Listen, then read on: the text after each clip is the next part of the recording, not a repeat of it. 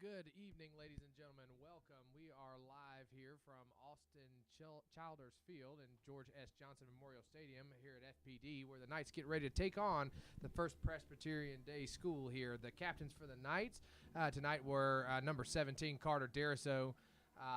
Looks like number 19, Garrett Watson, as well as number 14, Reed Martin. So it looks like the Knights have won the toss and elected to receive, and we'll start with the ball here to get this thing underway. FPD comes into the game here with a 5-2 overall record. I do not believe they've lost a region game so far, so the Knights looking to go ahead and take that opportunity to put that first one on the board for them. Knights coming off a big win after the bye week, or before the bye week there against Strong Rock, looking to get a second region win here, and we're looking to get underway.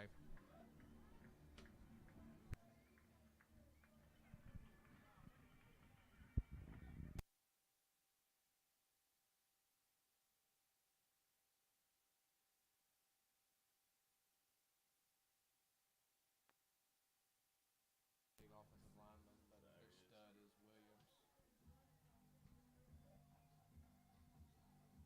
Is he going anywhere? He's a sophomore, so probably. Yeah.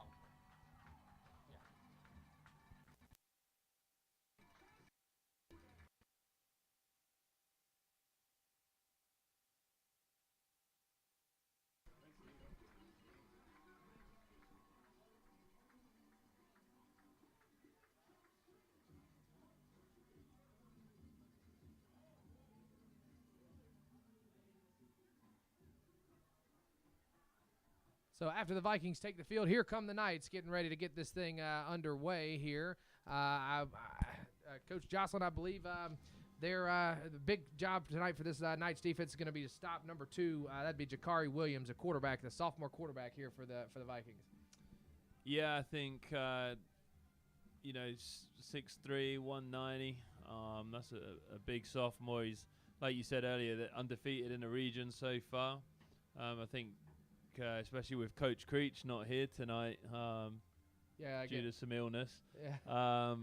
It's going to be interesting to see how I believe Coach Sefaradi is going to be taking charge of the defense with Coach Peacock over there, and just to see how the boys react to that, and to see how much pressure we can get on Jakari as quickly as possible, and put pressure on the Vikings nice and early. So Chance Bacon takes the kickoff there around the 30. He gets up to about the 31-yard line, where he's tackled by a whole host of Vikings. And Thomas Ray and the Knights offense is going to start on the Knights 35-yard line.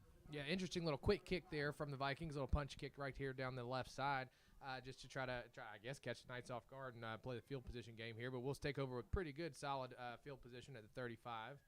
Ray looks like he's going to come out under center with Johnson deep behind him. Receivers split out wide either side, or looks like Bennett and Middleton.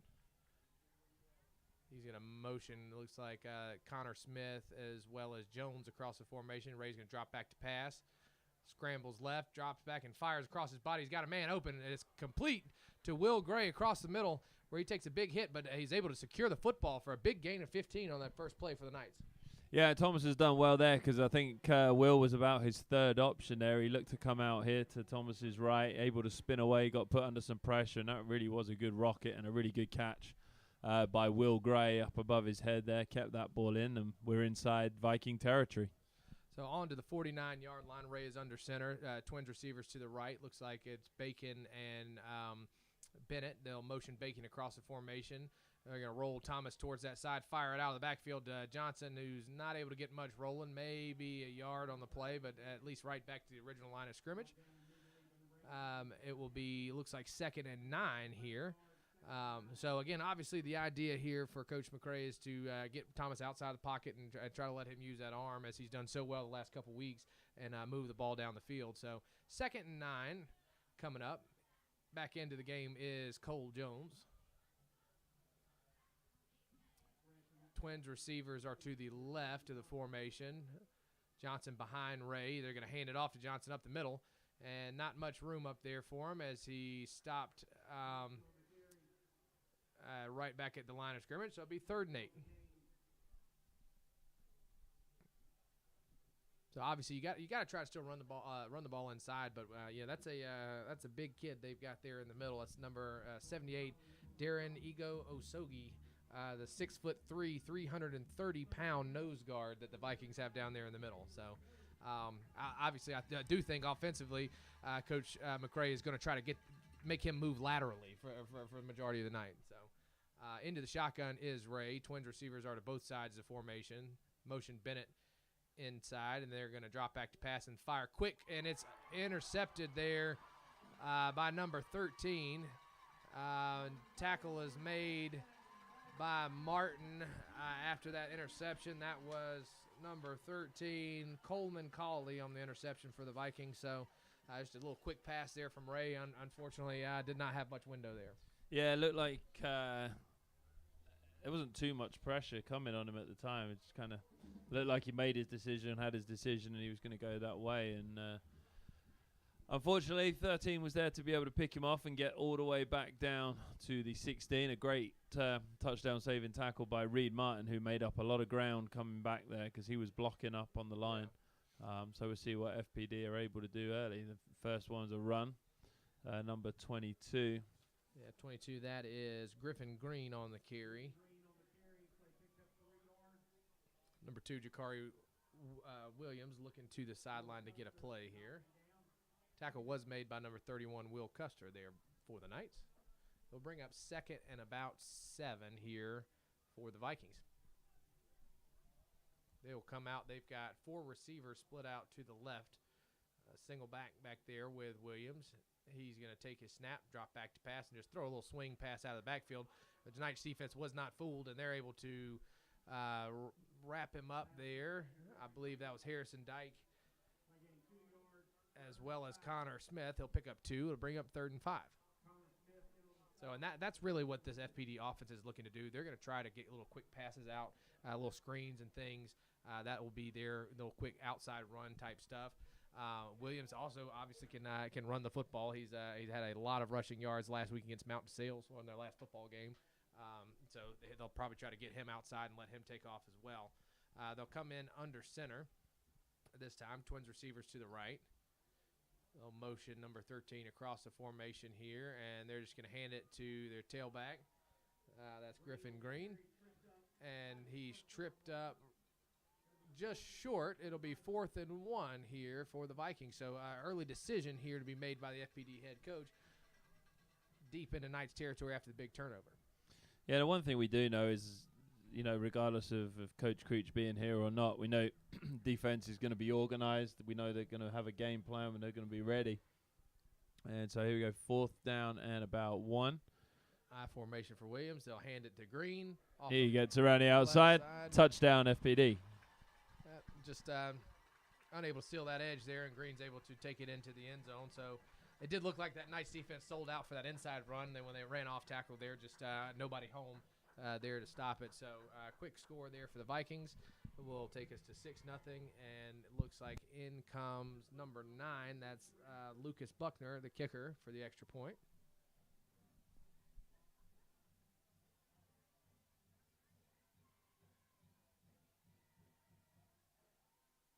And the kick is up and through. So 7 minutes and 43 seconds remaining here in the first quarter. The FPD Vikings will take a 7-0 lead.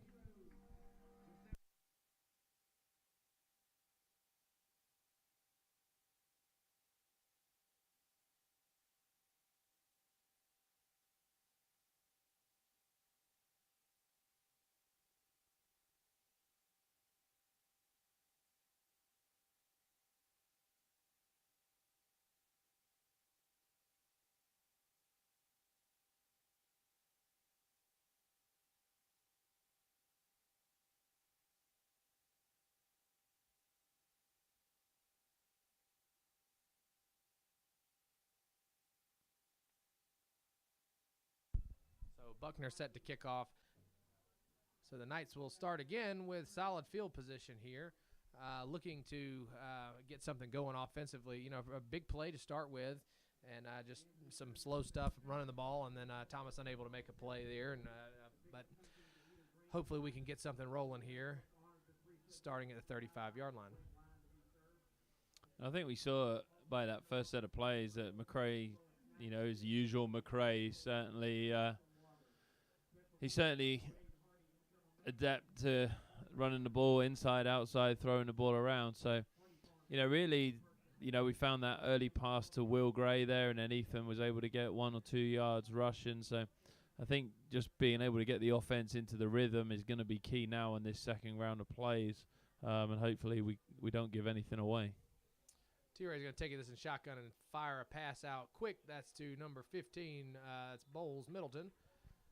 Catch is made by Bowles. A pickup of about 9 on the play. Nice little throw and catch.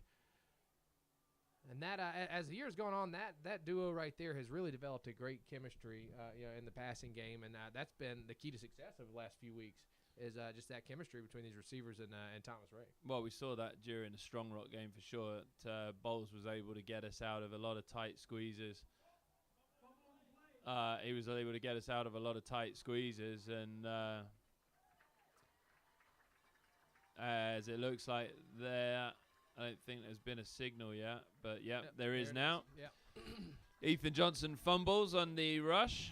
And FPD is going to take over on the 46. So 2 pretty cheap mistakes early on by the Knights, and that's not going to help us against a team of this caliber. Yeah, a team of this caliber, you got to protect the football and try to minimize your mistakes there. And it's just unfortunate because in both offensive series we get 2 chunk plays and then a turnover. So hopefully they can get this figured out and we can go forward from there. But twins receivers to the right for the Vikings, lone receiver to the left. They're going to roll Williams out to the right. Chased by Dyke. He's going to fire out and complete there. Number 15, Brady Roper. Tackle was made. It looked like that was Carter Dariso and Parks Cohen that came down on that. And that will be a pickup of 9 for the Vikings. 2nd and 1 coming up here.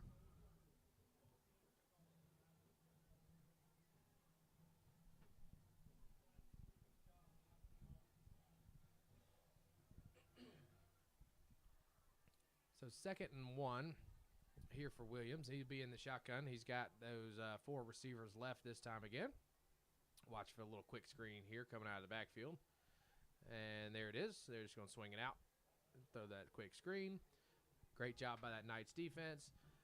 Does not look like he picked up any yardage there for Green. So obviously that is something they've seen on film. So that defense is ready for that when they line up in that 4 receiver set to the left. So great job there by that Knights defense in preparation there. It'll bring up 3rd and 1.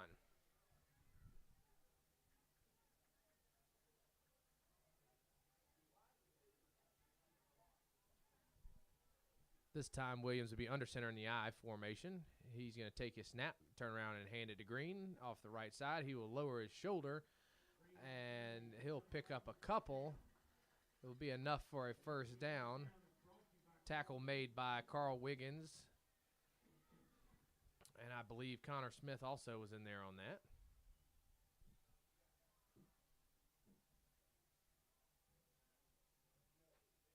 First and 10 for the Vikings from the 38-yard line. So trips receivers to the left here for Williams. He's going to motion across the formation, fake the sweep, throw a quick screen. Number 3, he's got a little bit of running room. He's going to cut inside, and he'll be tackled there. Looked like that was Bo Bennett coming in on the tackle. But again, that's the name of their game. They're going to throw quick passes, quick screens, try to get that ball outside quickly, and try to play laterally and then get downfield. So first and 10 for the Vikings. 5 minutes and 5 seconds remaining in the first quarter. Under center again goes Williams this time. Looks like he's got 2 tight ends in this formation. Single back. He's going to hand it off to Griffin off that right side. And here he's met by a host of Knights, including Carl Wiggins, Ethan Johnson, and Will Wiles. Gain of about 5 or 6 on that play.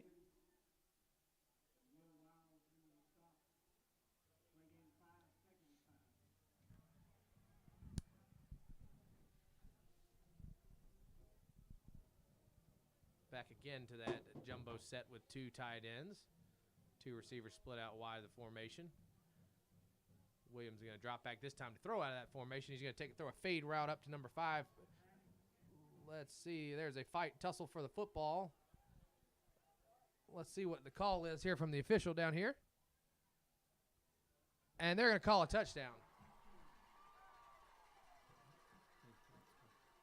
That's number 5, Jackson Moore, battling out with Bo Bennett there. It looked like Bo had a good position on the football and made a play on it, but just well, he did, and Bo actually came up with the football as well. And I think he's being calmed down over there by his teammates a little bit. He felt as though that he had possession of that ball when they hit the ground, and it didn't take long for the officials to decide that. So obviously they had a lot better view than we did. Well, and again, obviously on a fade route like that, single coverage on the man up on the outside, I don't know how you play that better as a defensive back. I mean, you come down with the football, it should be an interception. I know that is incredibly frustrating, but kick is up there for the Vikings and good. So with 4 minutes and 9 seconds remaining in the first quarter, the Vikings will take a 14-0 lead.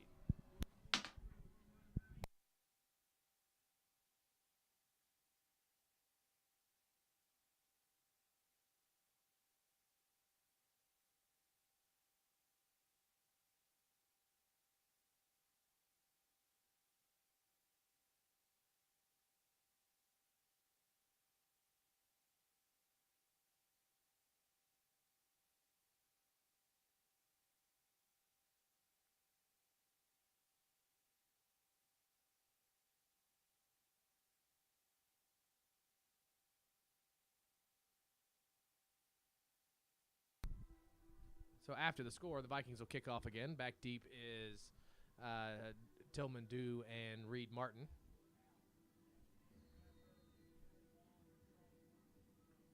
And another little pop kick up there. They're going to kick it right to Chance Bacon. He's going to field it about 35. He's going to take off, and he's going to pick up maybe a yard or two extra after the catch. But the Knights will take over with the ball at the 32-yard line, excuse me. Trying to get something going and build off the couple chunk plays that we've had so far.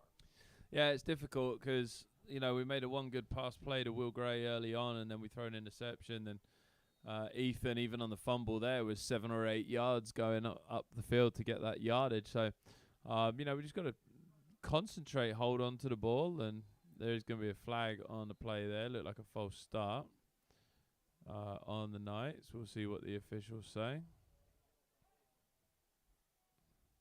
It is false start against the Knights. Yeah, it looked like on that right side of that line when FPD's defensive line shifted, which is the whole idea of that there, is that we flinched just a little bit, just enough to back us up 5. So first and 15 now here for the Knights. Back under center in the eye is Thomas, with Cole Jones as the fullback. Reed Martin is the deep back behind him. And looked like there that was got to be, encroachment on the defense there. So we'll take it right back to the original line of scrimmage, and we'll start over first and 10 from the 32. So whole lot of nothing there on the last two plays to get us right back where we started.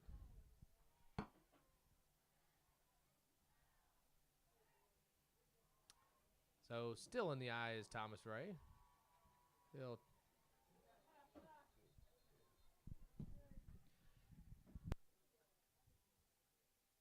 That'll be a false start against the Knights. So we'll back it up 5. Little deja vu. Do this one more time. First and 15 from the 25 or 26.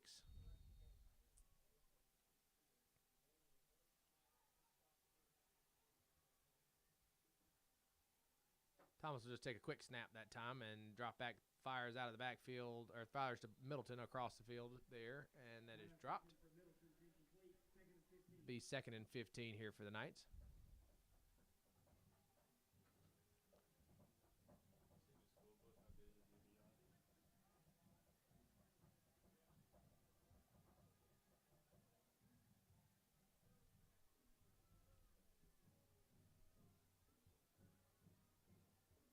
So this time it looks like the Knights are going to come out with twins to the right. Tight end left is Will Gray. They're going to run a little speed option with Ray. He's got some room outside, and he's going to pick up about 10 on the play.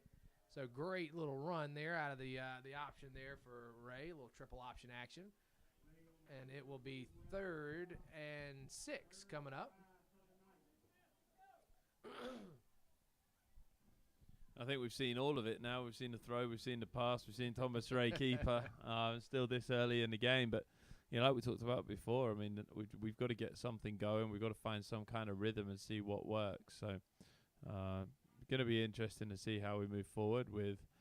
I think that's Cole Jones taking the ball, run down the middle. He's able to get about 2.5, and it's going to be 4th down and 3.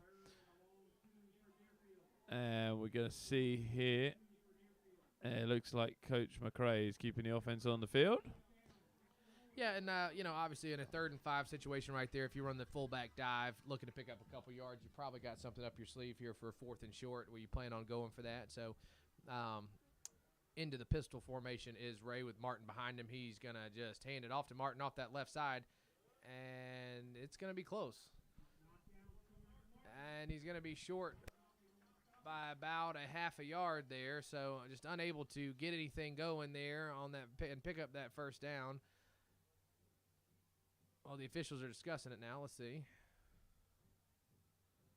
Talk about it.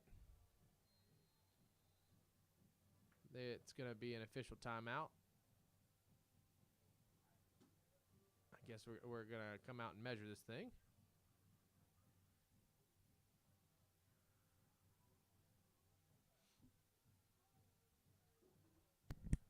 Certainly a strange angle from where we are, because where we are, it looks as though they're short, but as you can see, they're obviously pulling the markers out. It looks like he might have got it by about a nose of the football.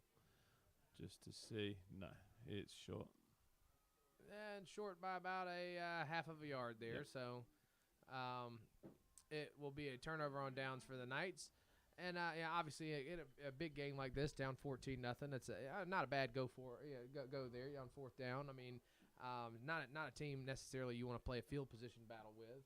You got to try to get points on the board. So unfortunately, just not able to get enough off that outside edge there with Martin, and it will bring up a 1st and 10 here for Williams and this Viking offense.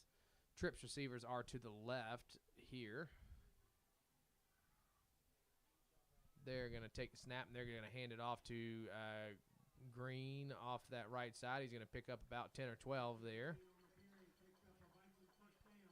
Enough for an FPD 1st down. Ball will be on the 26, 27-yard line.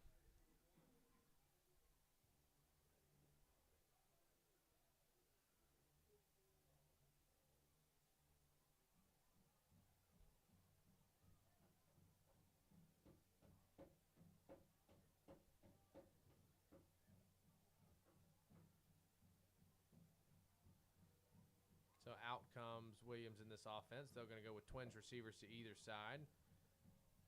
They're going to motion across the formation and hand it off on the jet sweep.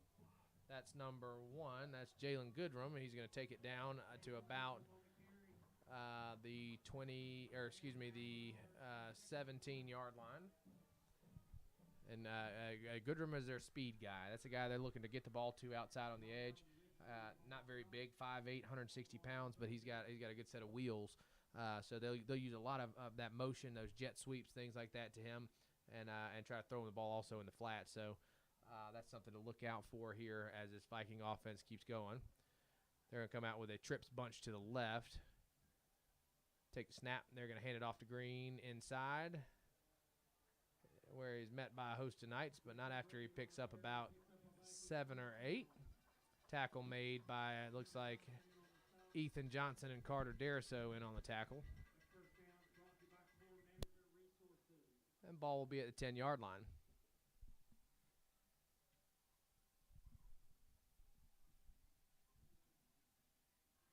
Again, to that same trips bunch formation is Williams in this offense. He'll take the snap. He's going to throw a little quick screen there. Again, is Goodrum. And he'll be tackled. Great job there by Bennett to come up and make that tackle. Virtually no gain there on that catch from Goodrum. So that is one thing that the Knights have done well in that secondary is that open field tackling. They come up and make plays out there on the edge, which is definitely key to stopping an offense that's trying to throw those quick screens. Into a little jumbo set with two tight ends go the Vikings. They're going to drop back and run it off the right edge with Griffin, and he's going to take it into the end zone, but there is a flag on the play. Looks like in the area of holding, so a big break here for the Knights defense as it's going to be a 10-yard holding penalty.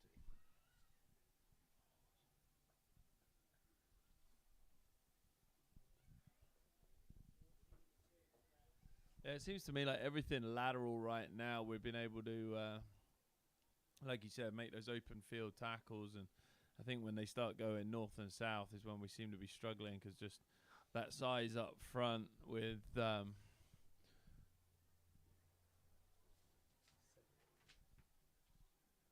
Ego Asegi, just with his size up front, being able to open up some of those spaces and being able to take a couple of our guys with him, it really does open up those spaces for them to be able to get through. Well, and that's the whole thing. Unfortunately he's not the only big cat they've got up there as well. So it's tough sledding up there for this defensive line. Into that jumbo set again is Williams in this offense. They're going to fake the run, roll out, waggle right, throw a pass completed to number 13, Coleman Cawley, the senior wide receiver for the Vikings, and that will be a Viking touchdown. So, when they've run out of that jumbo set so much and then come out and run a little waggle there, that usually what comes free is that tight end, as he did there, and they're able to complete a pass for the touchdown.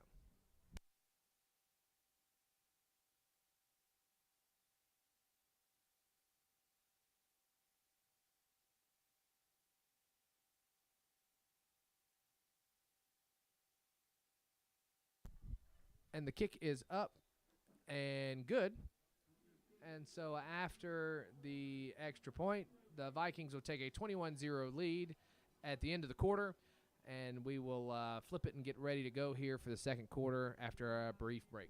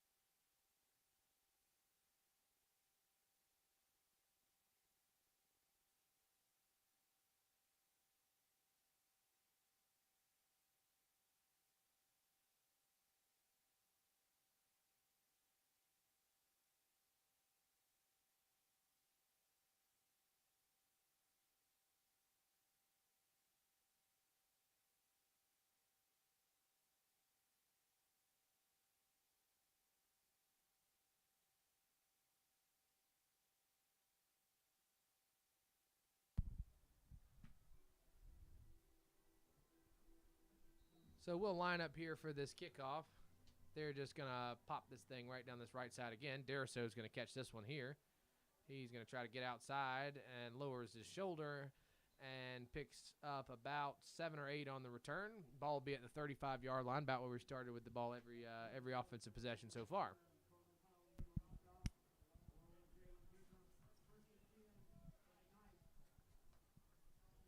Thomas Ray and this offense comes back out and, just trying to get some momentum, get things going here to start the second quarter.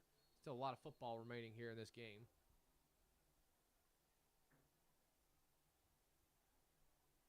Come out, they've got a tight trips formation with Jones inside. They'll roll Thomas to the right, and lots of pressure coming, and he's not able to get away.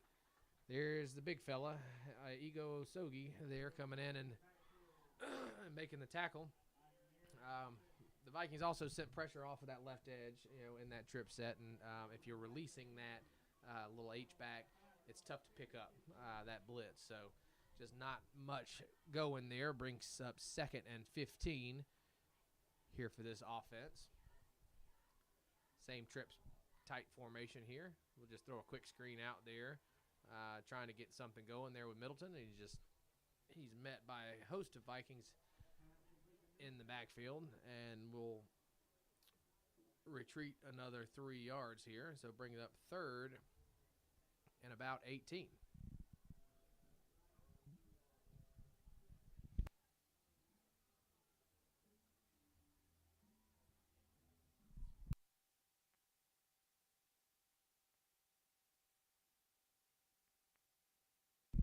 So 3rd and 18 here.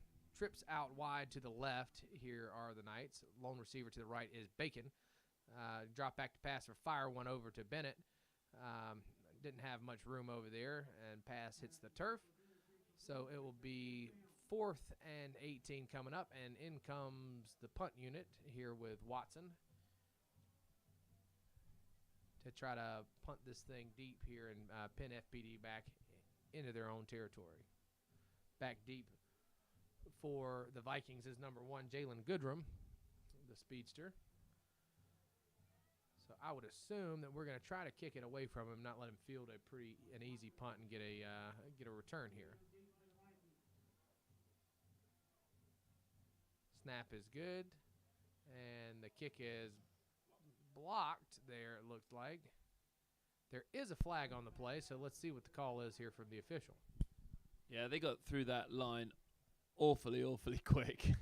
You almost wonder if there was maybe a little offside on the defense there, being able to get through to the kicker that fast, because the snap was fine. Garrett was able to get the ball down, so we'll see what the referee says. It also looked like that pressure came through the through the A-gap right over the center, and that is a thing. You cannot hit the center on a punt, so let's see what the call is here. Yep, and there it is. They hit the center coming through that A-gap.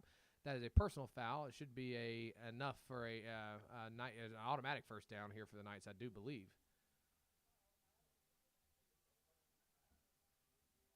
So, personal foul there. Can't hit the center.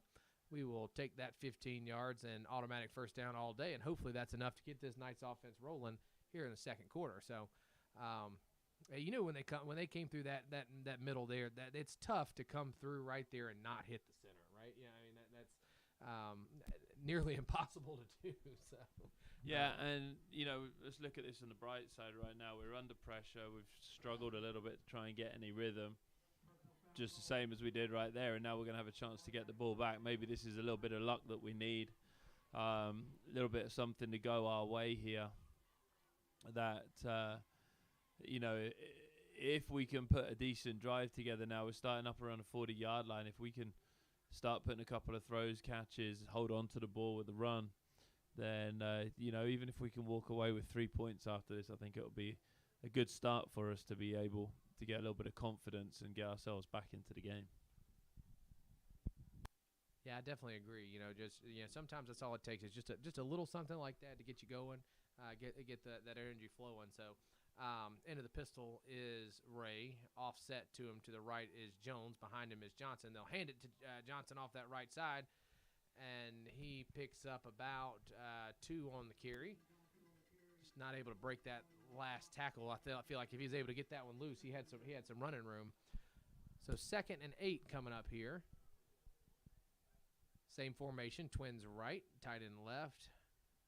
Pistol, the offset fullback. We're going to take the snap, fake to Johnson, and fires across, and it's caught there by Deriso for a pickup of about 17. Looked like it tipped off the defensive back's hands and right into the arms of Carter Deriso for a great catch, great concentration there from Carter. Absolutely, and we're attacking that short side again. Ethan ran to that short side the first time, and then Thomas Ray puts that throw into the short side there, and that really had to be a top throw. And I think half an inch to an inch lower, and that was picked off, and they may have gone back the other way for another touchdown. But as it was, Carter's concentration was fantastic there to pull that in. So trips left for Ray. He's going to hand it off to Johnson up the middle. He churns those legs forward and picks up, looks like another 2 or 3.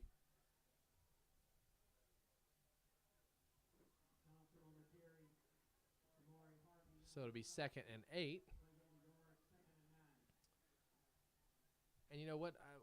what the Vikings are doing here defensively, they run that very similar defense to we have that 3-5 look with 5 linebackers, but they're dropping a lot of guys into pass coverage, trying to see if we can't daring us to run the football. So I understand why Coach McCray keeps going back to that inside run, see if we can't get a push and get something going up there. It looks like the big fella Ego Osogi is out of the game right now. Looks like Coach McCray saw something there, something misaligned there. He's going to take a timeout and see if he can't get it fixed. So 9 minutes and 8 seconds remaining here in the second quarter. 2nd and 9 for the Knights from the 38-yard line, and we'll be back with you after the brief timeout.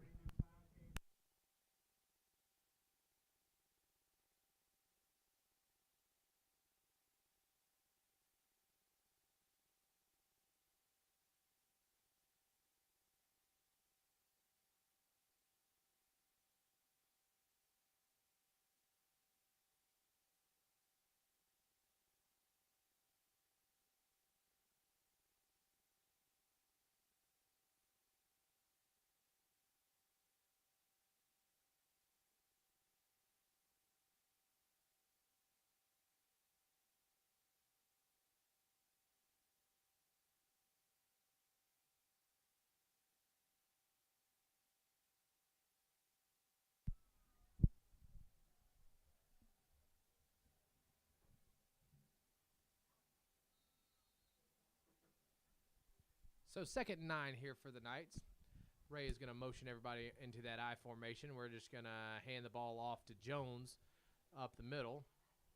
Not able to get much going there for Cole Jones, the freshman. He'll pick up 2 or 3.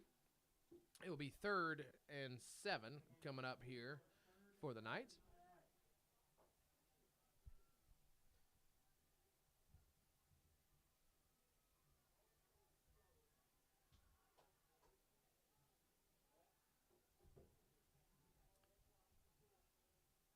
Knights will come out here. We'll have twins receivers to the right, tight end left. Bennett by himself to the left, split out wide. We'll run a little slant with a quick out there. I think if Bo holds on to that, he's got some yardage. He's got a good amount. I mean, there were a couple of defenders there deep, but I think Bo's at least down to about the 10 to 15 yard line if he's able to hold on to that. So the spaces are there, the plays are happening. Well, and that's the same look that where Thomas threw the interception. Where in this defense, that's where they're going to be vulnerable. Is that slant with that little out route? If that linebacker goes with the out, the slant will be what you did there. That slant's wide open. Now, if he stays home, you gotta throw that quick out there. So, great play calling there against this defense. Just unfortunately, Bo not able to secure that catch and pick up a big first down there for the Knights. So. 4th down coming up here.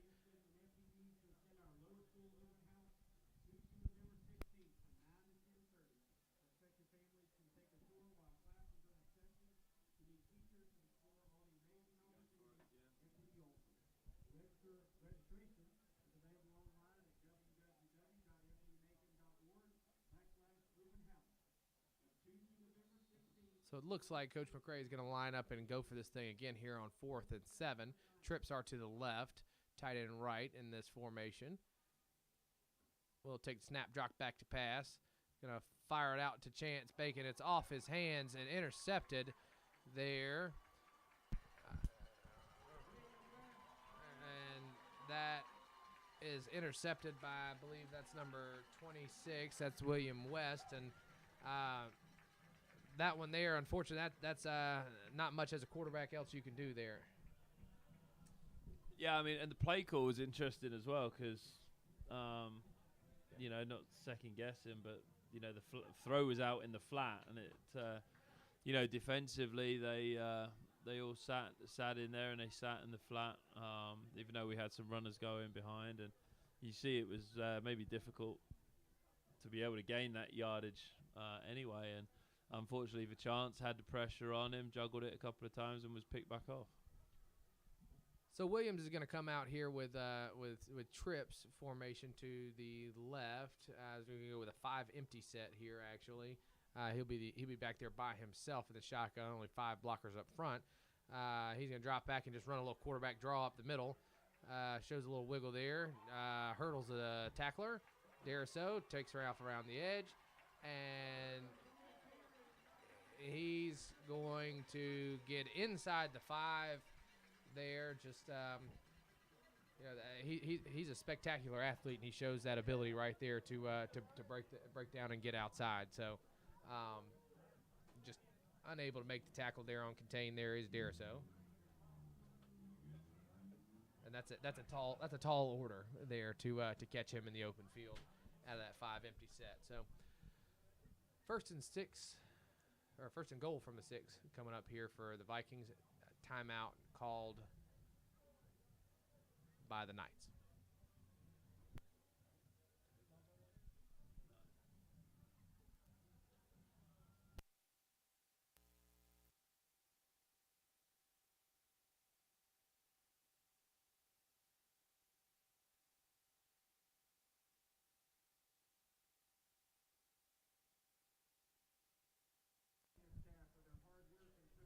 Looks like what Coach McCray is arguing there is in high school football you cannot hurdle defenders. That is an automatic. You are down at the spot of the hurdle.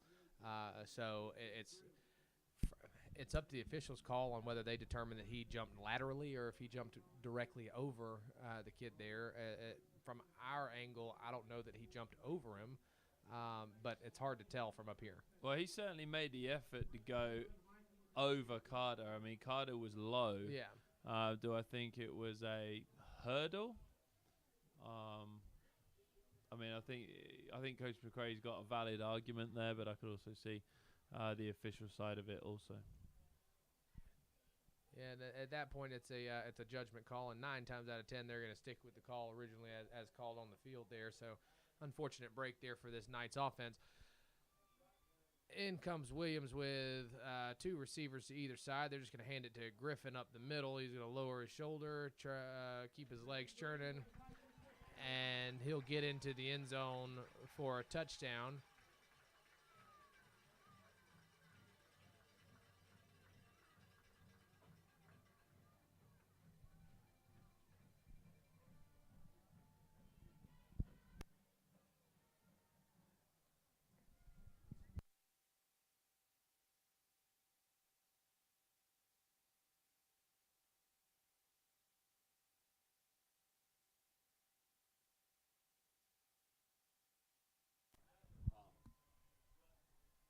So the kick is up and good. The Vikings will take a 28-0 lead. 7 minutes and 54 seconds remaining here in the first half.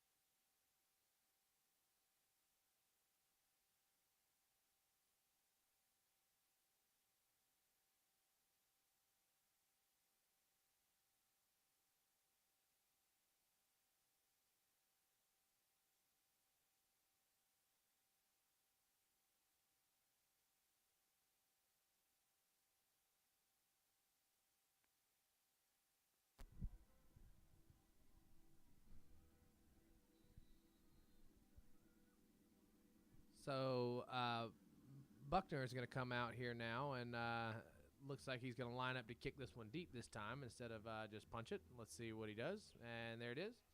He's going to kick it right to the left side over there. Martin's going to pick it up about the 5-yard line, trying to get something going, and he is met and tackled at the 15-yard line. Not much running room over there, and after they've popped up all the other kickoffs, there is a good call there to punch it deep and try to pin the Knights deep, and unfortunately we're just not able to get anything going. It will be 1st and 10 from the 15-yard line.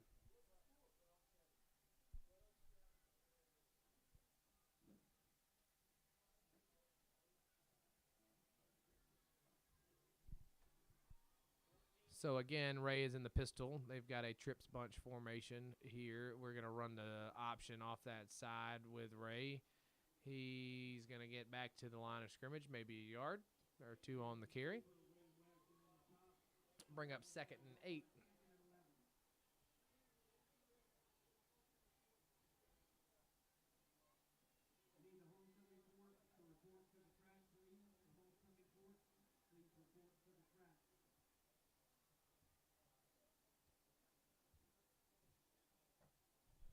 So after the little quarterback keep on the option, the Knights are going to come out with in the I formation. Twins receivers are to the right. We're going to hand it off to Jones up the middle. And he may get back to the original line of scrimmage. It will be 3rd and 9.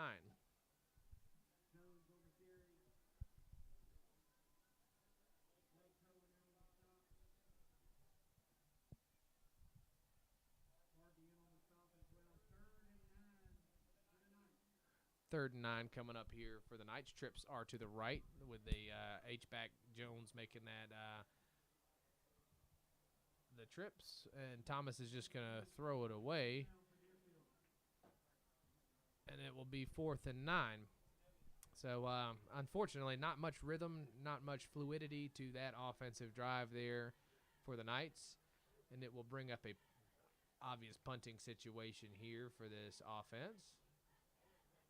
Watson is going to have his heels on the goal line to punt this thing away.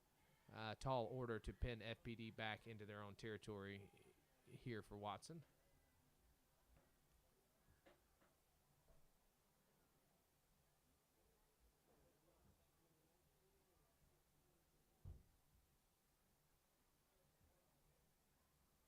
So, good snap. Good punt. It's going to take a very friendly Knights bounce down to the 42-yard line. So, great punt there from the senior punter, Watson, is going to pin FPD back in their own territory. So, it is nice to have Garrett back out here punting. He's got a fantastic leg. Yeah, and it's one of those where he does have the ability to relieve some of that pressure. So, he was able to get that punt off. I think that was in the air about 48-yard punt. So, you could look at it and say, could we have done that a bit earlier, try to pin FPD back a little bit, put a little bit more pressure on them back in their zone. But, coaching staff do their work, they do their research, and they know what they're trying to do and how they're trying to achieve that. So, it's just out to the guys to go out and execute it and get some confidence and get some rhythm going forward. So out of the shotgun there, they're just going to hand it off to it seems to be their workhorse back there. That's junior tailback Griffin Green. Seems to be running beneath his pads very well for a 180-pound kid. He's a very physical runner. Be 2nd and 6 for the Vikings. Trips to the right here for Williams. He's going to take the snap. He's going to hand it again to Green. Green's going to pick up about 10. Tackles made by Connor Smith. No, excuse me, that's number 55.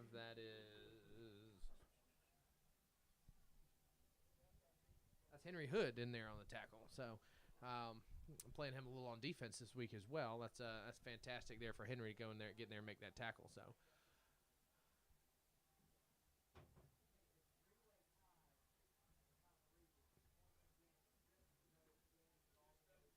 ball on the 40-yard line here for the Vikings. Twins receivers are to the left, a little H-back to the right. They're going to just throw a little quick screen out there to number 5. That's Jackson Moore. He's going to pick up maybe 4 or 5.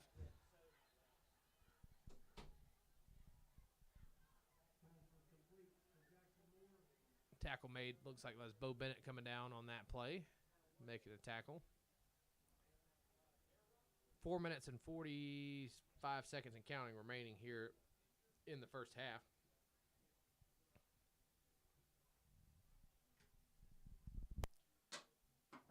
Trips right here with that H-back.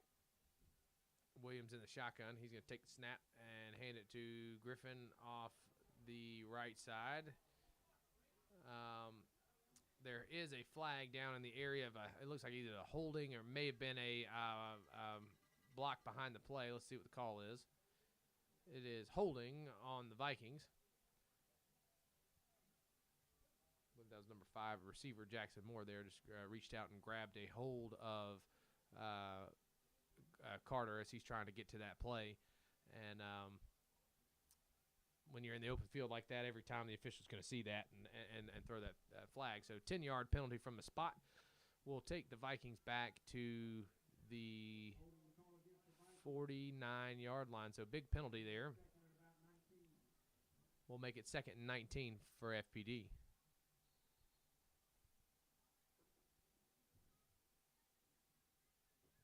So this would be a great time here. Try to get some momentum, maybe force a turnover, something like that here at the end of this half to try to get some things going. Twins to the left with that H-back making the trips. They're going to hand it off to Griffin. He's going to be tackled after a gain of about 7 or 8. That's Griffin Green on the carry. Again, be 3rd and 11. Tackle was that Ethan Johnson, I believe, on the tackle.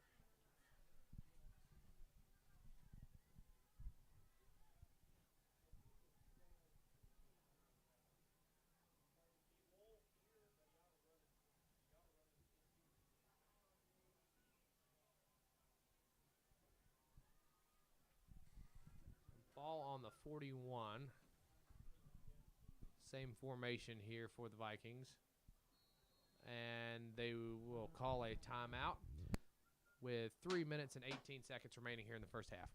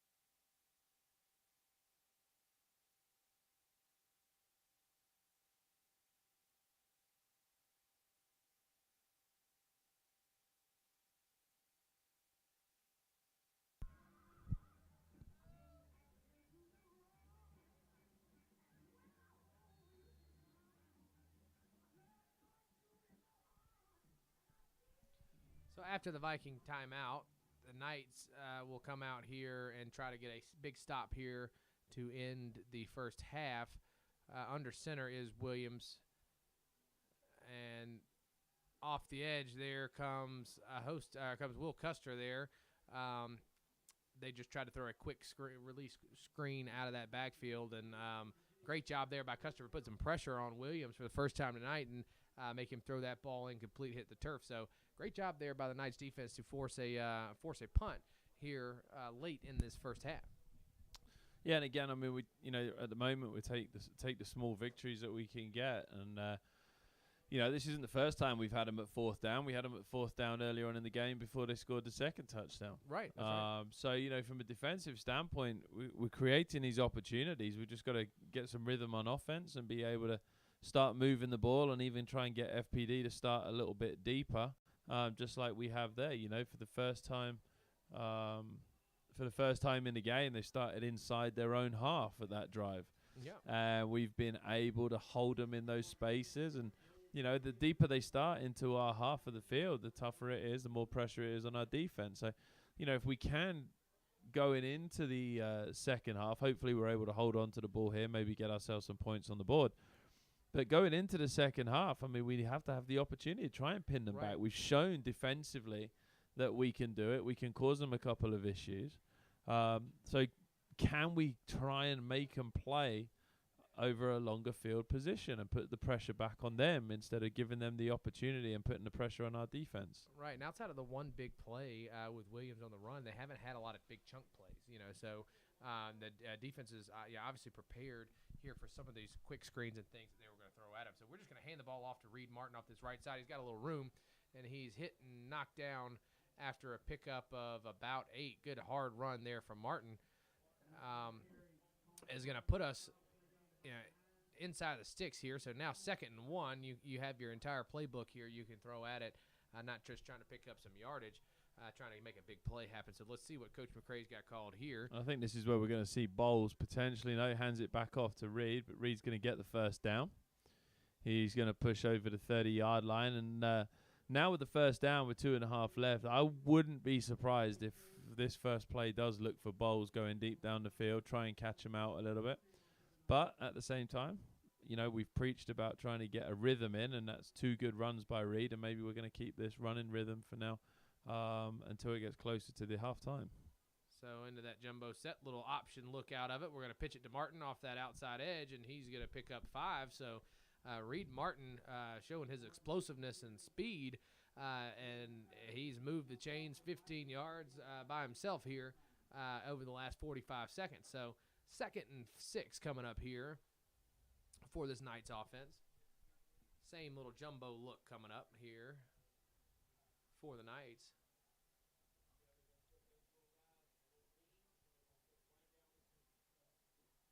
So we're going to fake the handoff here and fire it out of the backfield there. It's caught by Harrison Dyke there, coming out of that backfield from that little fullback, H-back type position there out of that jumbo set. Be 3rd and short coming up here, 3rd and about 2. 1 minute and 30 seconds remaining here in this first half.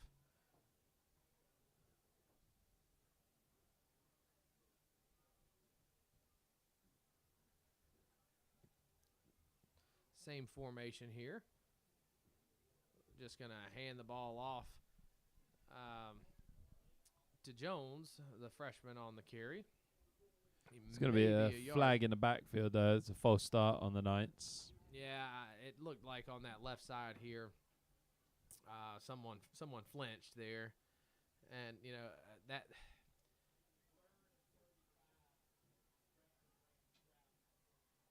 in that formation where you got a yard or 2 to pick up, you're trying to go quick play like that, and just get the ball snapped and go. Unfortunately, just a little flinching action there on this left side. Same jumbo look here. The Vikings will call a timeout with 3rd and 6 coming up here for the Knights. 1 minute and 1 second remaining here in the first half.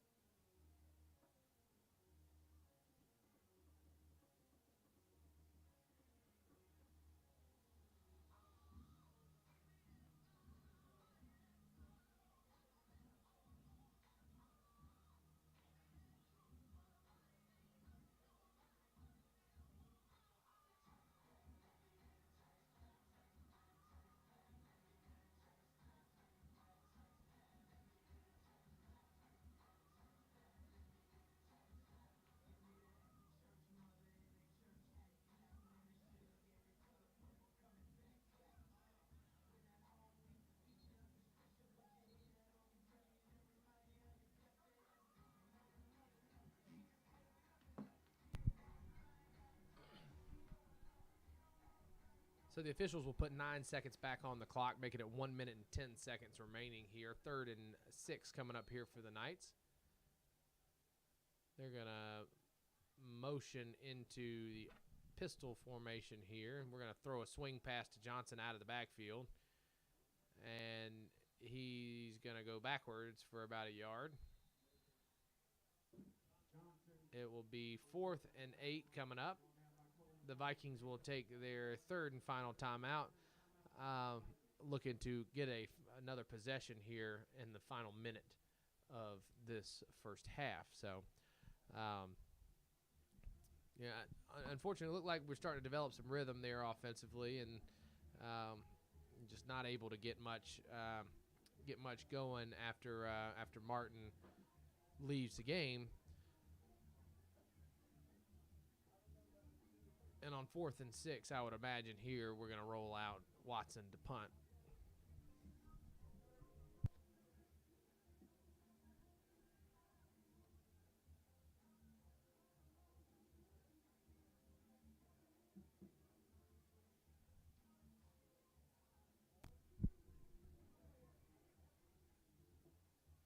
Well, I stand corrected. Thomas Ray will stay in the shotgun here. Trips to the left, where he'll take the snap, and he's just going to quick punt it right over the back of that defense. The ball is going to take a very good bounce and pin the Vikings inside the 20-yard line. So I hadn't seen that formation since Garrett's been back, but great job there by Thomas to punch that thing down inside the 20-yard line with 51 seconds remaining here. It's a long way to go here for the Vikings. Yeah, and we saw that last year. We saw that little over-the-shoulder rugby-style kick last year a lot with Thomas, and it was very, very effective because it did catch the defense off a little bit, and it did give us the opportunity to pin the teams back deep with no return. So it's good to see that that's come back out. And as we see, we've got FPD down inside the 16-yard line. So back to pass is Williams. He's going to fire out. He's going to complete a pass to number 15. That is Brady Roper, the senior. Knocked out of bounds there by Parks Cohen. 1st and 10 after the pickup of about 12. We'll put the Vikings on the 30-yard line.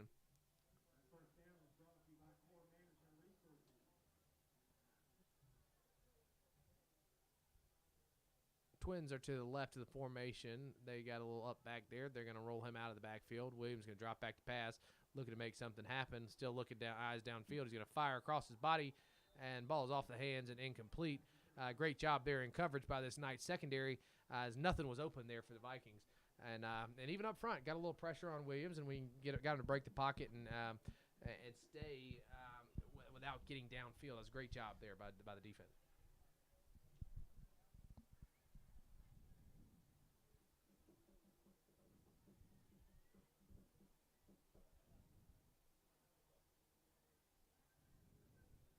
Five wide set coming here. Trips to the left, Twins right. Williams by himself. The Knights have 3 down linemen in this 3-5 look that we have.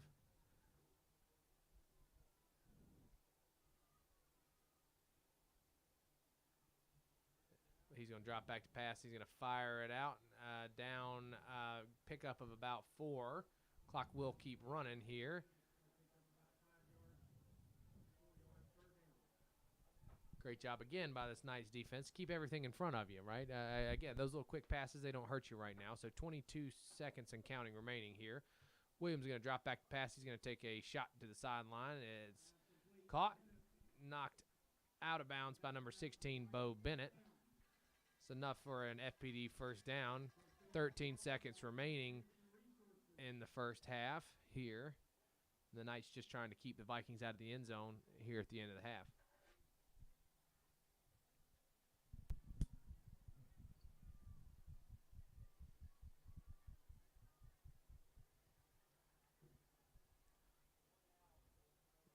Twins left. H-back is to the right.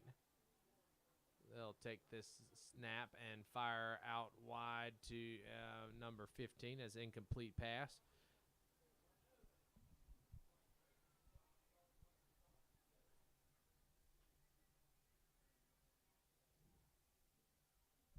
Parks Cohen, again, a great job on the coverage there.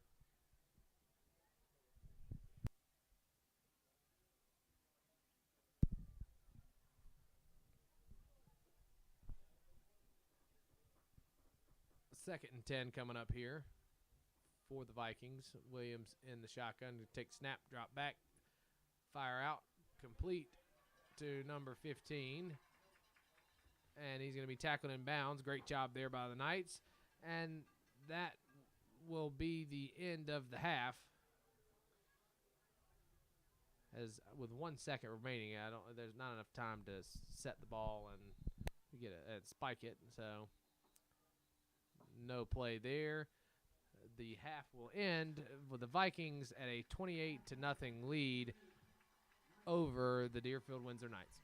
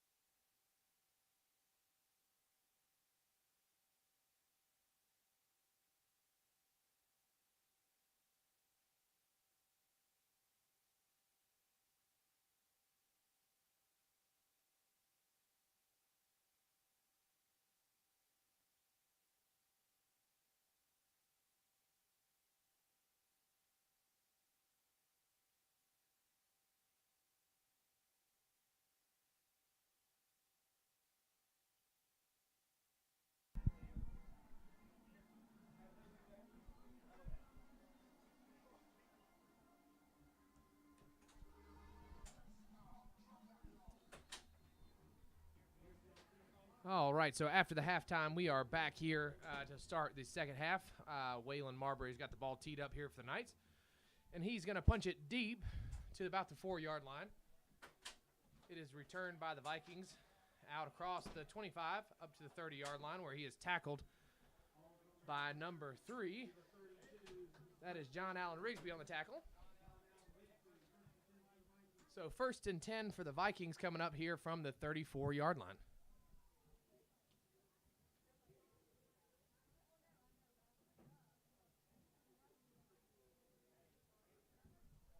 So offensively there in the first half, the Knights just not able to get much momentum going. When they were able to pin the Vikings back deep in their own territory, they were able to get a few stops.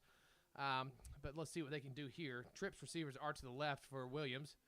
He's going to drop back, fire a slant across the middle. It's caught by number 5. That's Jackson Moore.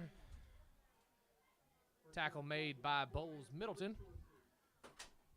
It is good for 11 or 12 on the first play there. And a Vikings first down. Ball will be at the 46 or 47-yard line.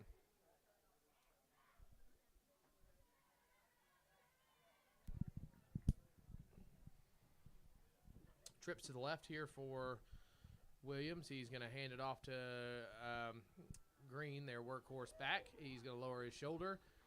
Tackle made by Parks Cohen. Gain of about 15 there.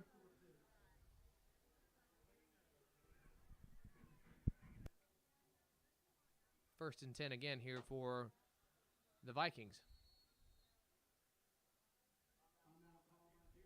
So after 3 quick chunk plays there from the Vikings, the Knights are going to take an early timeout here in the third quarter.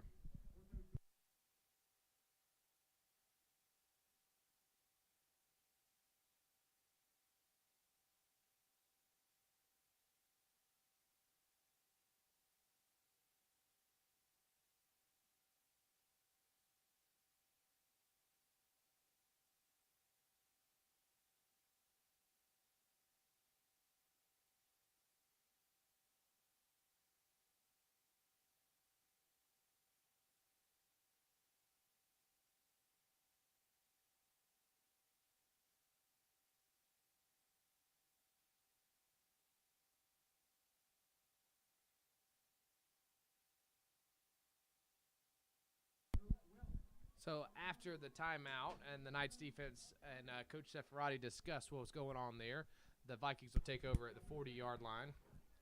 Twins receivers split out wide to the left. They'll put the tight end down on the line of scrimmage to make a trips with the tight end to that left side. They're going to hand it off to Green off the left side, and he's going to pick up maybe 8, 9 on the play.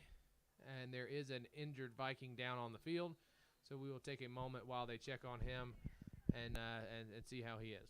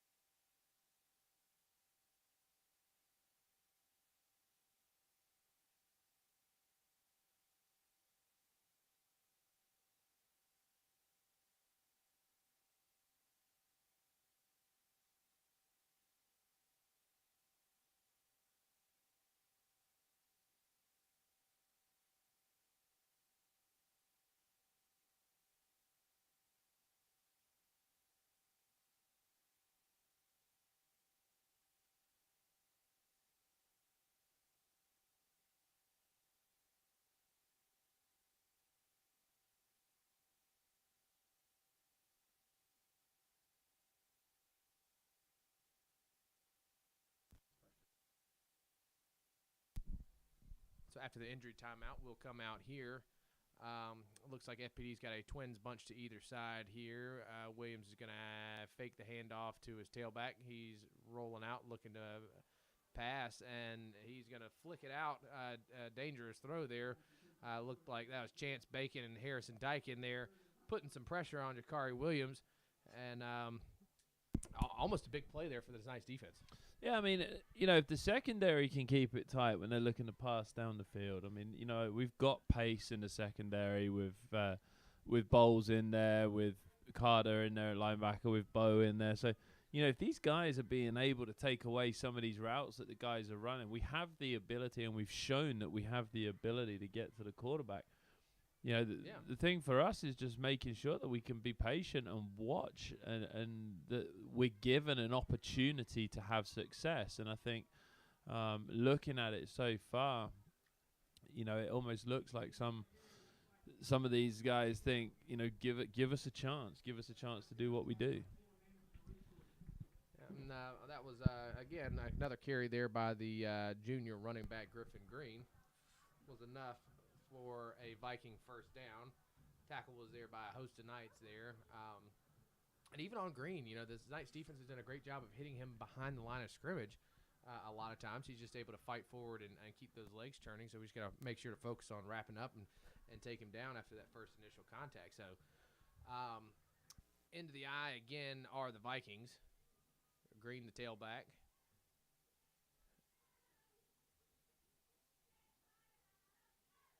A little hard count action there from Jakari Williams, try to get this Knights defense to jump off sides. They'll look to the sideline, and they will run off that left side. Again to Green. He'll lower his shoulder, fight through 3 or 4 Knights tacklers, and pick up about 10. Tackle made by Will Custer on the backside of that. So, again, it looked like we had him bottled up for a short gain, and he's able to just keep those legs rolling and fight through. So, just got to finish the tackles. 2nd and 2 coming up here for the Vikings.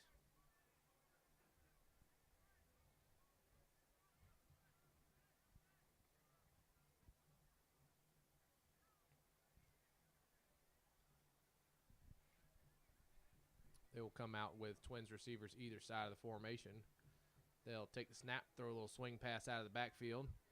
That is again to Green. He's going to cut inside, then outside, and be tripped up there by Middleton after a pickup about 15. Be inside the Knights' 10-yard line for a 1st and goal for the Vikings from the 8-yard line. And, of course, those of you that remember those older Knights of you, one of the great games in Deerfield football history back here in 2004, when I think it was Kyle Belcher that hit the game winner as time expired. So, we never say never.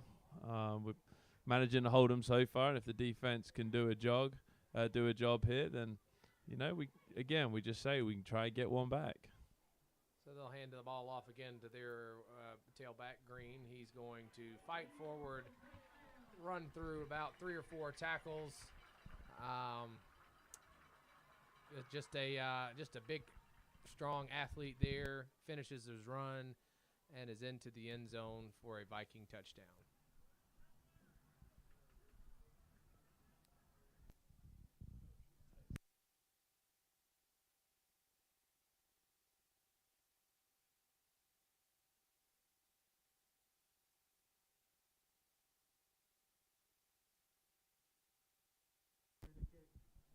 So into kick is Lucas Buckner for the Vikings. He'll put that extra point up and through the back of the end zone and uprights. And the Vikings, with 8 minutes and 21 seconds remaining here, will take a 35-0 lead over your Deerfield Windsor Knights. Kickoff return coming up here for the Knights.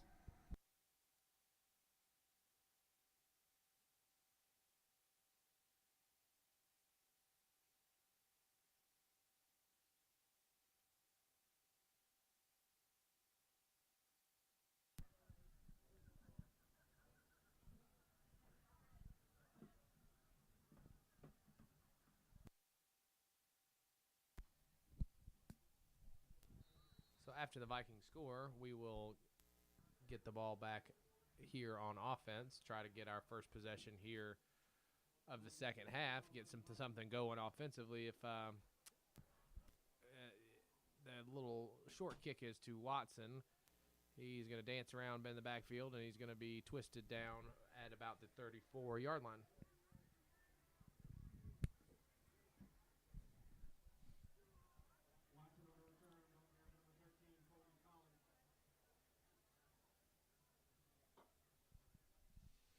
You know, we started at the end of the first half into the second quarter there. We were really able to start putting some movement together, put some throws together, put some runs together. And I'm hoping, you know, coming out in the second half now, you know, give ourselves a chance to put something together. You know, give us an opportunity, you know, the coaching staff and the players to try and put something together right now. You know, to put a drive together, to let us take some time off the clock. Give us an opportunity to put some points on the board. So trips right for Ray. He's going to drop back to pass. He's going to take a shot down the field. He's going to Watson. And it is intercepted by number 1, Jalen Goodrum.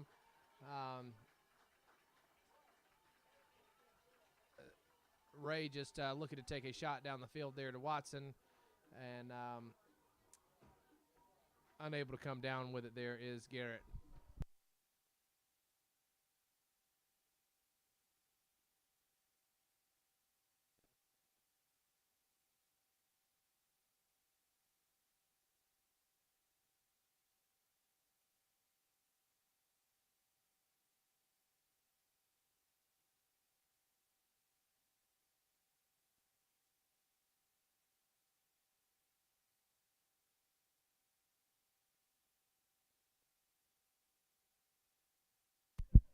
All right, so trips to the left here for the Vikings. Williams in the shotgun is going to hand it off to Green again.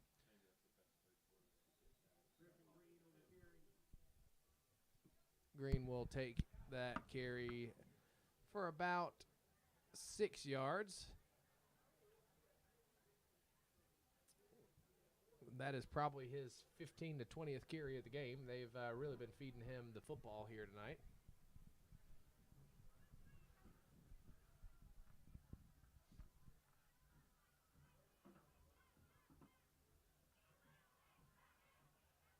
So trips again to the left. Little open look here with the tight end split out wide. They're going to drop back to throw a little screen pass. Great job by the Knights to cover that up. So Williams is going to try to run himself, and he'll pick up a couple after. That was Connor Smith that came in there and did a good job of forcing him out of bounds. Yeah, and you know, once again, I mean, he dropped back early, looking to throw. The coverage was back there. We had the receivers picked up, and the defense did a good job of being able to take away those options. And we did ultimately manage to get some pressure on there. So, you know, it's the defense is doing the job. They're just on the field a long time. Yeah. And you know, we've had 4 turnovers at this point. Yeah, including a turnover on downs, and you know, it's just that's a tough recipe there. For any success from your defense, because they're playing a lot of snaps, and you know that they've done an overall a pretty good job of not giving up anything big, any big plays, anything too bad there, and you know.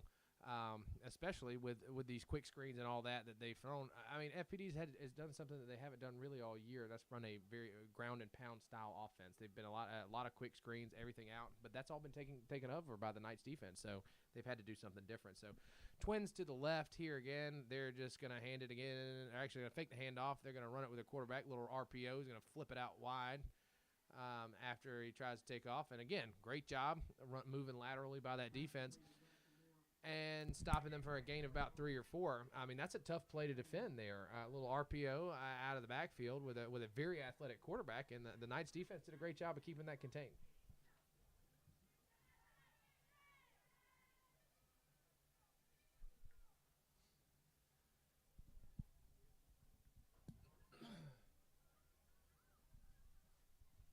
Second down for the Vikings.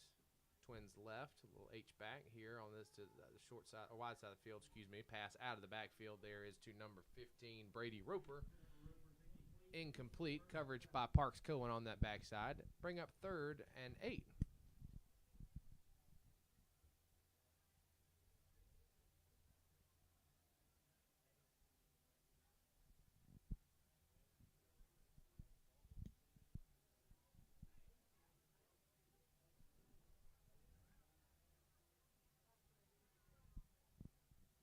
So Twins right this time. They're going to motion across and fake the jet sweep and hand the ball underneath to the tailback, Green, who just shows fantastic balance, breaks 2, 3, 4 tackles there, and gets deep into the Knights secondary after a gain of about 20 yards there.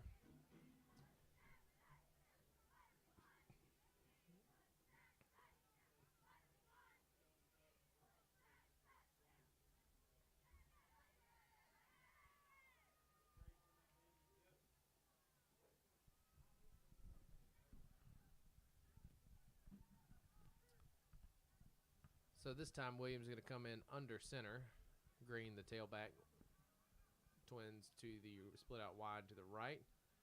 They're going to hand the ball again to Green. And he's going to have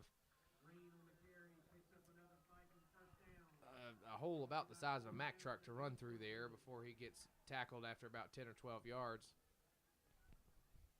So and that is, like you said there, I think that's just a product of your defense getting worn down and tired because, this is not a ground and pound offense, right? This is not your Tatnals, that just want to ram the ball down your throat. They want to try to throw the ball to the corners and to the edge, and they haven't been able to do that. But when you've been on the field that long, those holes start to open up. Yeah, I mean, and that's the thing. Some of these defensive guys are looking labored right now, and they start going lateral with their movement, with the runs or the throws, whatever it might be, and then all of a sudden they come back and they just punch one straight down the middle. And with those spaces opening up, and the Knights line not being able to move laterally because of that tiredness, those holes are naturally going to open up, and as they do open up, then we're going to start getting punished. A great job there to contain the jet sweep with Goodrum, who is a fantastic athlete. So Twins right here. Under center is Williams. They're going to drop back, and they're going to hand it to the tailback. That's a new tailback. That would be number 6. That looks like Hayden Alds, the sophomore.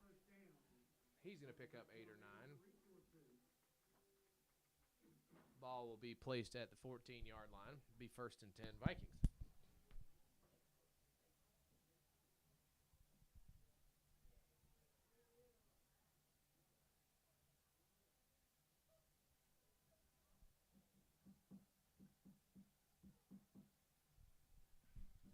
Three minutes and 14 seconds remaining here in the third quarter.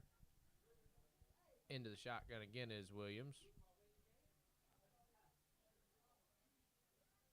They're going to hand the ball off again to the sophomore tailback. He's going to lower his shoulder. Fall forward for a gain of about 4 or 5. John Allen Rigsby and Harrison Dyke in there on the tackle.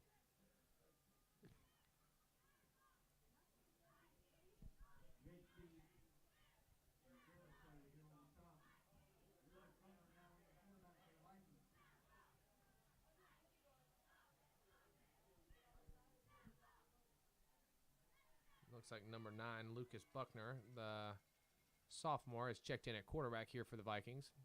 Motion across the formation. They're going to hand the ball on jet sweep to their wide receiver. He's going to try to bounce it to the outside edge. He's going to dive for the end zone. And they're going to say he stepped out of bounds at about the 5-yard line, it looks like.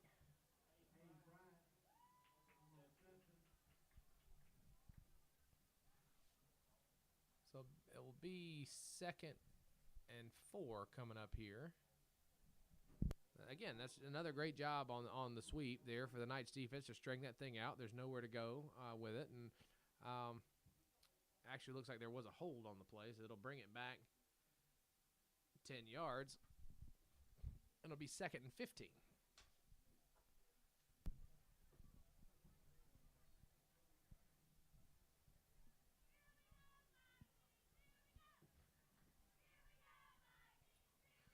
Trips with the tight end are to the right. They're going to snap it. They're going to hand it to that right side,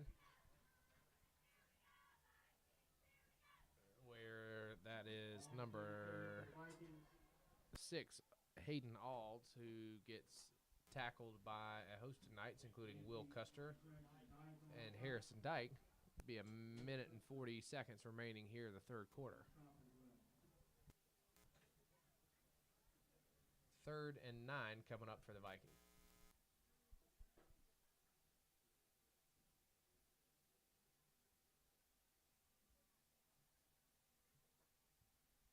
Twins right.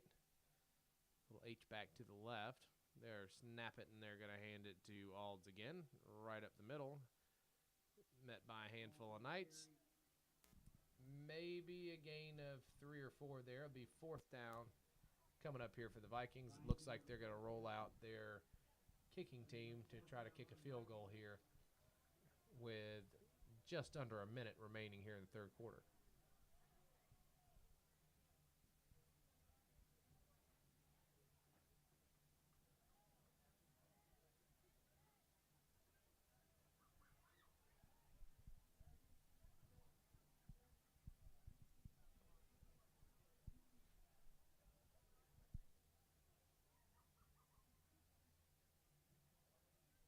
Buckner, who was the quarterback on those last few plays, will line up to kick this field goal just a little longer than an extra point. Snap good, hold good, kick good, but there is a flag down.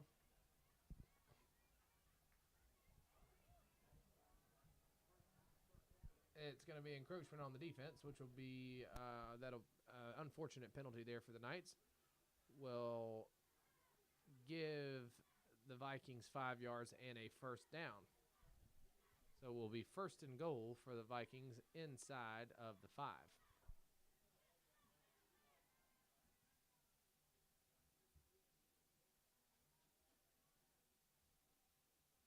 Offsides was a call against Deerfield. Be a 5-yard penalty.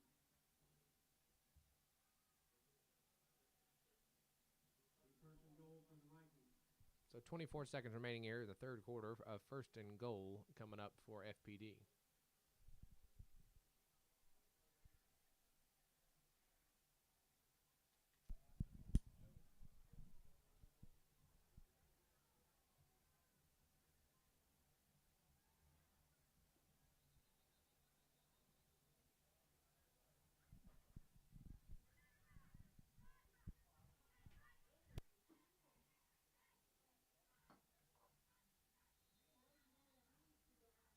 So the Knights will take a timeout. The Knights now have 1 timeout here remaining in this second half. 1st and goal from the 3 for FPD.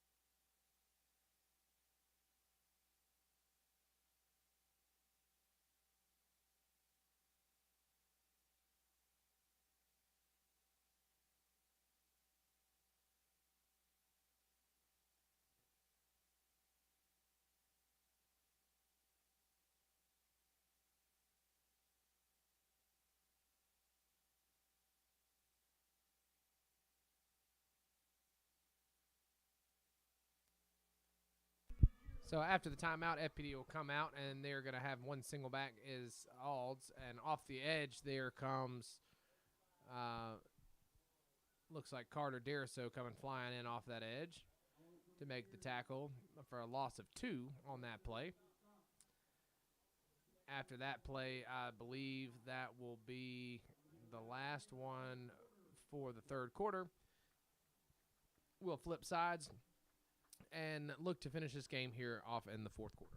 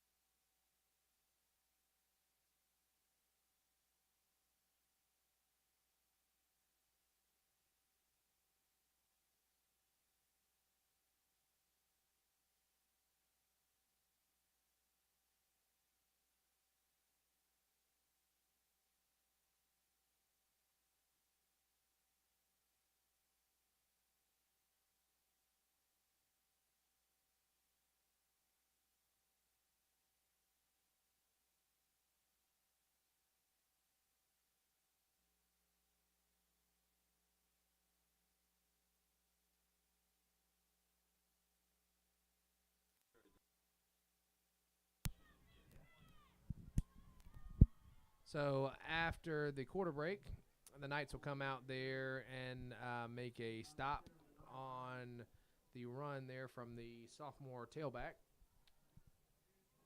It will be no gain there from the Vikings. Tackle made by, I think that was Carl Wiggins and Harrison Dyke in there, maybe with Kason Roberts in there on the tackle.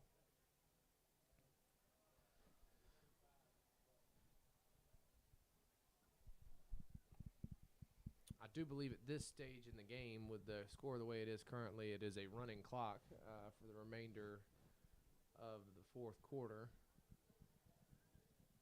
They'll take the snap. They're going to hand it off to their tailback again. He's going to try to spin out of there. Not much room inside. Pick up about 1 for the Vikings.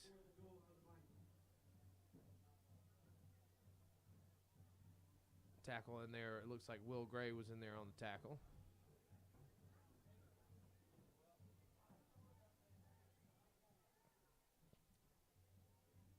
So 4th and goal coming up here. Looks like they are going to keep their offense on the field here and go for it. The Twins are to the left. They'll take the snap. They're going to fake the handoff. They're going to try to run it with the quarterback. He's not going to have much room over there. Tackle made by Harrison Dyke. Be short of the goal line. The Knights will take over with the ball inside the 5-yard line. So stop from that Knights defense on turnover on downs. We'll turn the ball back to Thomas Ray in this offense with 96 yards to go to the end zone.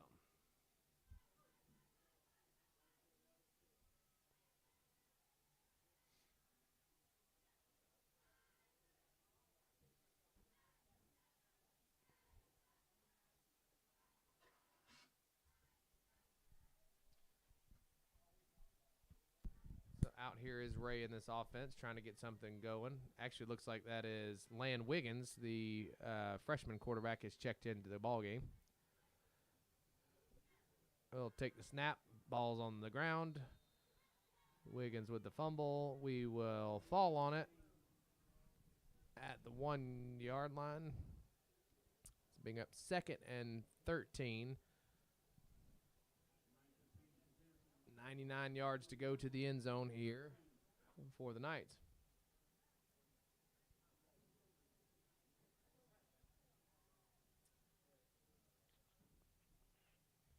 So Wiggins again under center. A little power formation behind him. He's going to take the snap, turn and hand it off to Martin, who's met in the end zone, or just outside of it. Looks like he got right outside of the end zone, so he will be on about the half-yard line here. 3rd and 12 coming up for this Knights offense. Timeout called. Injury timeout.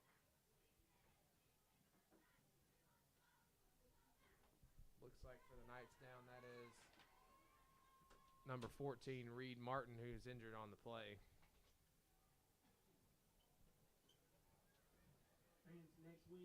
Looks like it may be a cramp for Reed, which would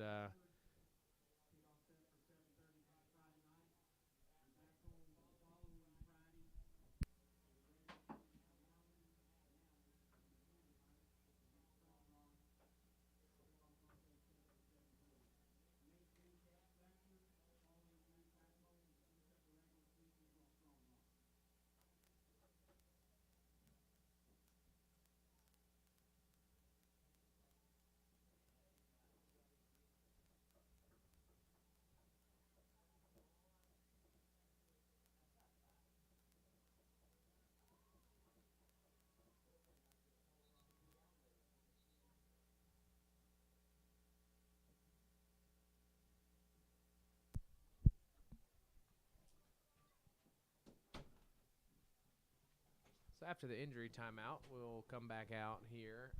3rd and 12. Ball on the 2-yard line, just inside the 2. Power formation again here for Wiggins in this offense. We will motion that to the left, turn and toss it to the tailback. That's number 20. That's Liam Elliott, I believe, on the carry. Another freshman. He's going to pick up 7 or 8. Good carry there from the freshman tailback. So, and he's got very good speed there. The young kid does. So, he just about able to break that one loose on that toss play. Great play call. Right out of your end zone to give yourself some room. So, here comes Watson and this punt team getting ready to punt this one away.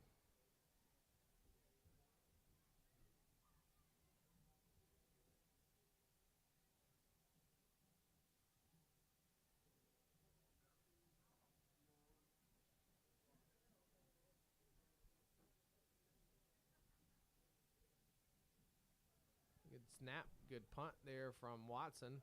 It's going to take a Knights bounce and roll, and fantastic job by Watson out of his end zone to punt that one. I mean, he punted that one a solid 50, 52, 53 yards in the air. Great punt there from the kid. Yeah, I mean, that's all said and done from hand to land is looking at 66 yards there. I mean, that's a big punt. I know you like that, huh? So Absolutely. 6 minutes and 55 seconds and counting here, as we do have the running clock for the remaining of the quarter. An opportunity here to get some young guys some reps. Looks like up there on that defensive line, we've got looks like Chapel Coley is checked in along with Davis McGalliard up there on the front line, as well as Miller Malden.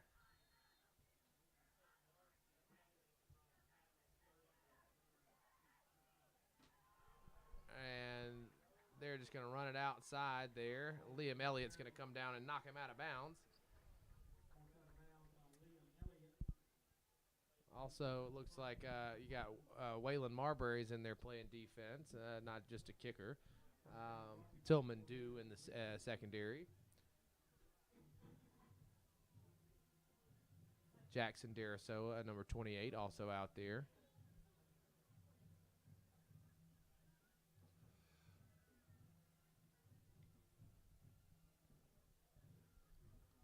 Be 1st and 10 for the Vikings from their 50-yard line. They're going to take the snap, throw a little screen pass out wide. Play was made there. Looked like Ben Hatcher, number 4, had the line on it, but when he went and wrapped him up and tackled him, he sat on his chest and he never was down, and he popped up and picked up 5 yards. So. Yeah, and Ben was close there because he read that really early, and I think really half a step. And Ben might be taking that one back to the end zone. He wasn't far away from that interception. No, he was not. But certainly read the play really well, was able to get himself up and put some pressure on there. Like you said, just unable to make that final tackle. Also in there at linebackers, number 23, Burns Holton. And they're just going to run the ball inside. Host of Knights in there on the tackle, including Holton and Miller Malden. A little pushing and shoving up there.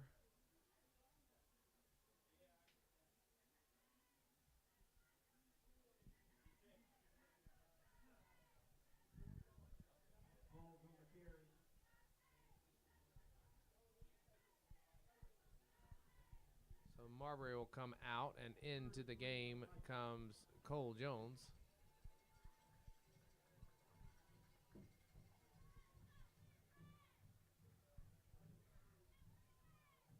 Twins to the left of the formation for the Vikings. They're going to drop back, throw another little quick screen there. Elliott read it, but unable to break down and make a tackle, as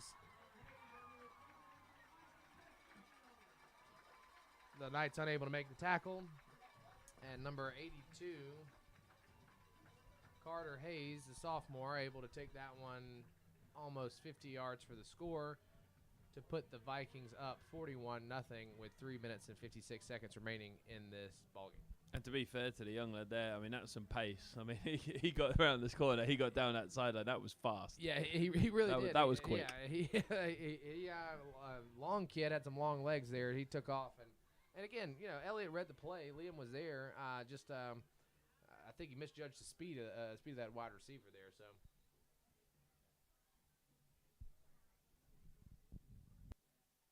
We got a flag coming in.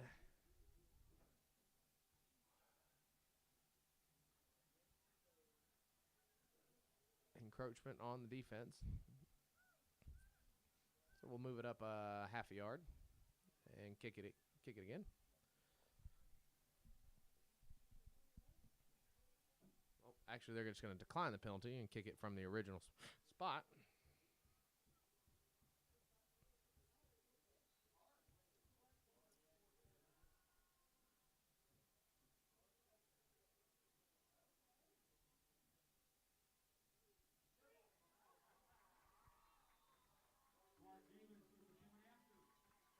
So the kick is up and good for the Vikings, and they will take a 42-0 lead with 3 minutes and 56 seconds remaining.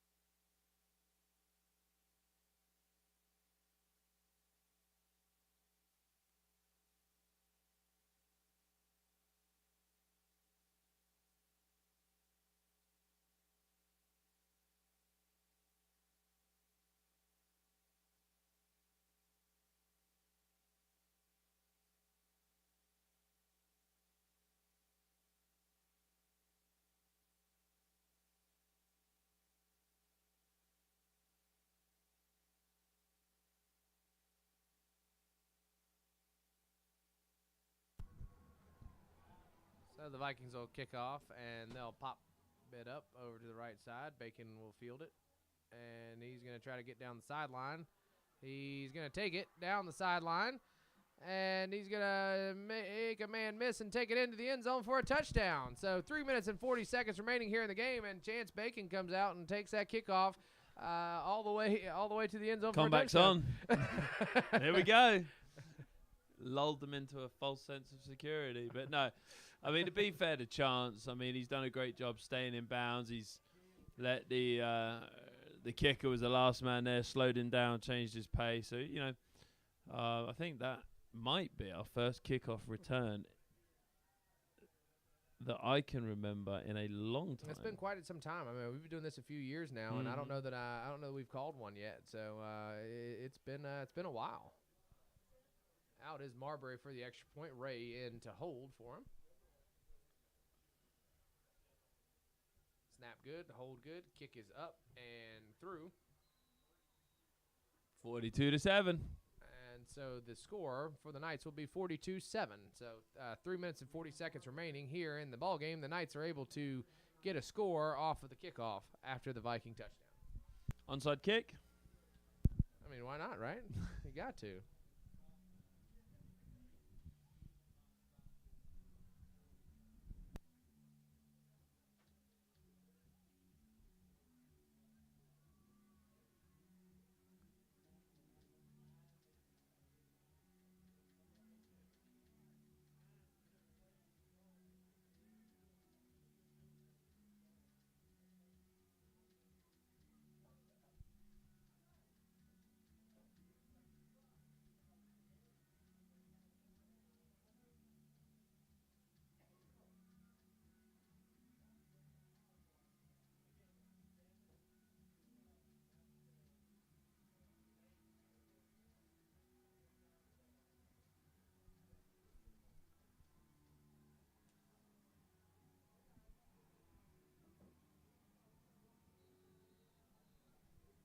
So Vincent Wynn has checked in on this kickoff here for the Knights on this right side.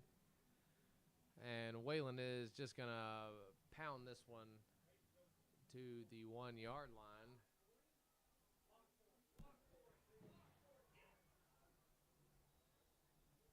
tackle is going to be made there by Tillman Dew, and is that Will Gray on the tackle.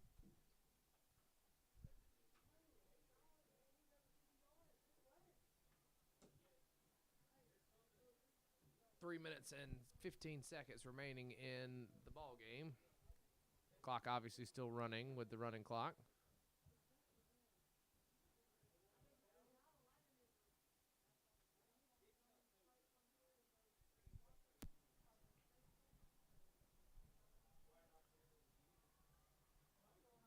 So the ball is snapped and handed to their running back off the right side. He's got a little daylight, and he's going to take it out to the 45-yard line. Looked like that was Lan Wiggins on the tackle.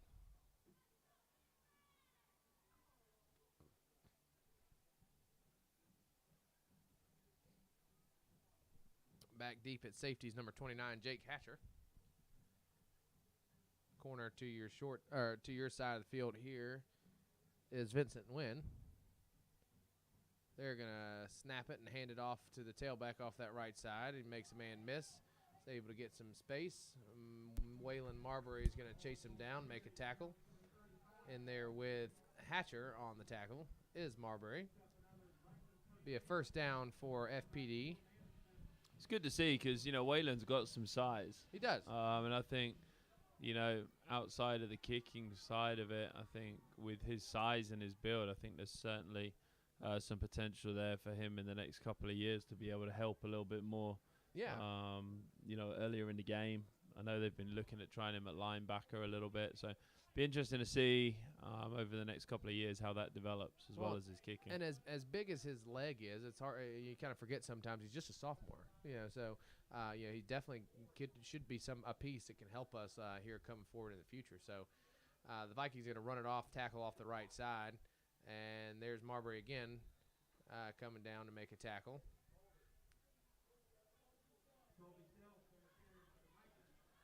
And we should be inside of a minute remaining here in the ball game. So, unfortunately, this is not the outcome that you wanted from this ball game.